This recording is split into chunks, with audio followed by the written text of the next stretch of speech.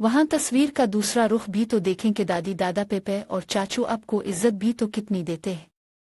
हमारी जरा सी तकलीफ अब फिर खुशी का सुनकर कैसे दौड़े चले आते हैं। मुझे अच्छी तरह याद है कि बचपन में अब हमें दादी के पास छोड़कर नानों के घर चली जाती थी। फराज मामू की शादी पे तो अब एक हफ्ता पहले ही चली गईं। अनीला और फायजा फूफू ने पीछे मारा कितना ख्याल रखा।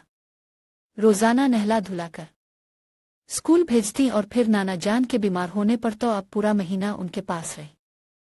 अचानक याद आने पर वो माँ को बताने लगी, फूफो हमें होमवर्क करवाती, एक दिन भी हमारा स्कूल से नागा हुआ ना काम का हर्ज। दादी तो गोद में बिठाकर इतने प्यार से अपने हाथ से नवाले बना बनाकर हमें खिलाया करती थीं। वो जो भी कह रही थी बिल्कुल पेच था।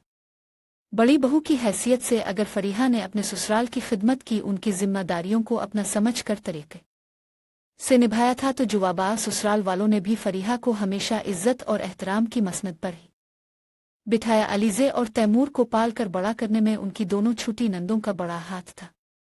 दिल से बेटी की समझदारी की कायल हो चुकी थी। मुझे नहीं पता उम्मी मेरे लिए क्या अच्छा है और क्या बुरा।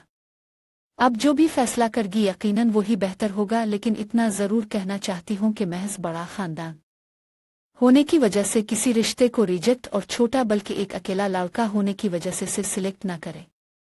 माँ हो ना तुम्हारी इसलिए नहीं चाहती कि तुम भी बया कर बड़े खानदान में जाओ और जिम्मेदारियों के भारी बोझ तले दब के खुद को ही फरामोश कर बैठो। उम्मीद जिम्मेदारियां तो दोनों सूरतों में अदा करनी होती हैं, चाहे खानदान बड़ा हो या छोटा।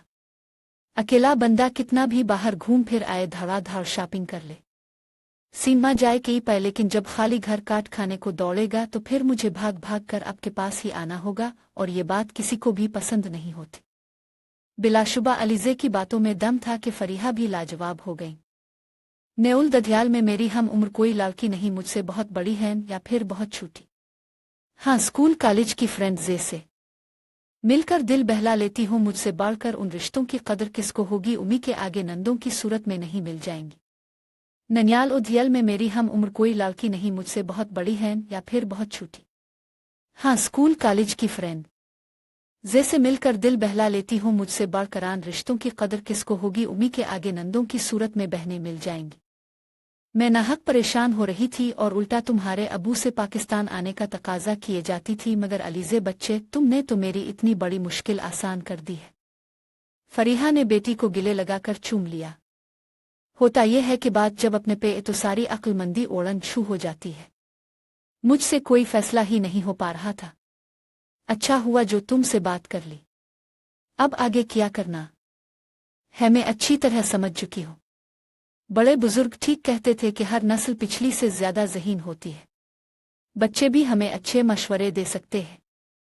ज़हनी तौर पर मुतमईन हैकर आज वो कितने दिनों बाद खिलकर मुस्कुराई थी और कुछ देर बाद फोन पकड़े सलमा का नंबर मिलाकर इसे लड़के वालों के साथ मुलाकात का दिन और वक्त तय करने का कह रही थी।